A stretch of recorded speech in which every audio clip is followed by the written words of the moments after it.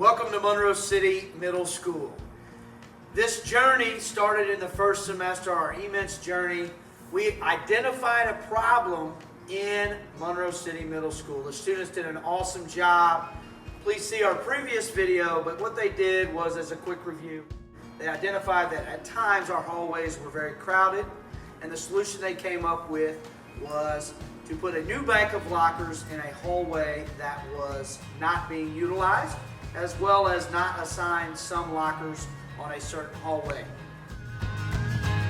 Now on to our journey. In the second semester, we have identified a community problem, and our students have worked to solve that problem. Check them out. The first step we took to finding a problem in our community was brainstorming.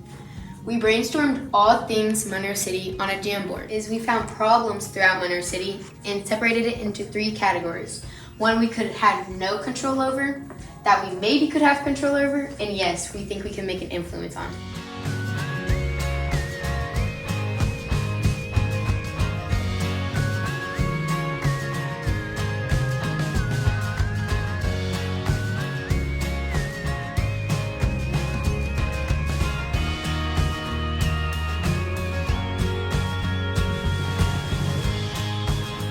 To decide how to fix the parks in Monroe City, we did a How Might We board, and each group decided problems that the parks need to be fixed at the parks. There was a whole bunch of problems listed, but to finalize all the problems, we decided we were definitely going to do South Park, and then we decided that the basketball courts was the main thing at South Park that needed to be fixed. The final How Might We statement we came up with was, how might we improve the area and experience of the basketball courts at the South Park?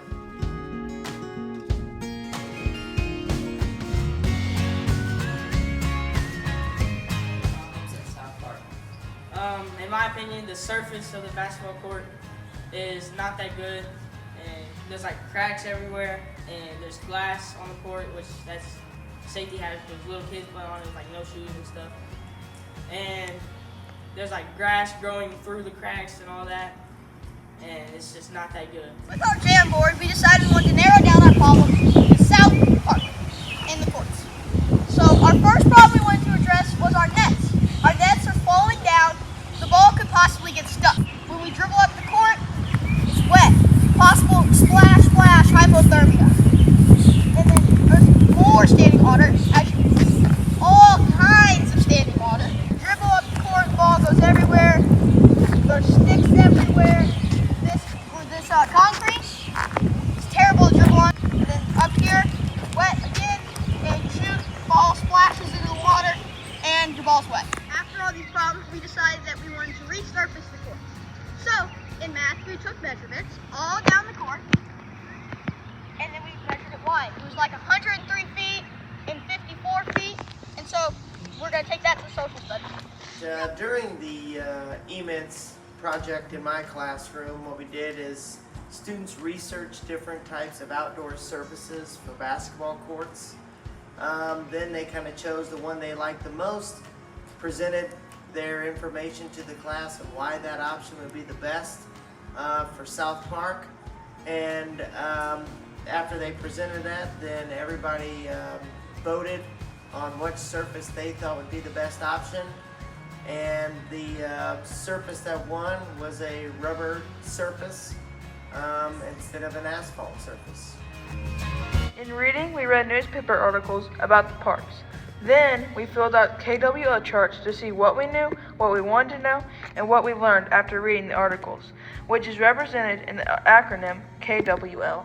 Okay, so for 7th and 8th grade writing, the students were given the opportunity to group up, and they created a organized presentation and speech to go with their presentation. They started off with a brain dump, is what we call it. It's a brainstorming activity where they had a group of slides shared amongst themselves, and they were able to brainstorm issues that they would run into whenever they would visit South Park and the basketball courts at South Park. And after the brainstorming activity was done, they outlined their speech and created some more organized thoughts and after they were done with the outline, that's where they moved into creating the Google Slides or the Canva presentation, where they put all of their ideas down on a visual aid format. In science, students were tasked to design a 3D model of how they wanted to improve South Park. As you can see, we came up with many different solutions. In conclusion, the basketball court at the South Park could use many improvements.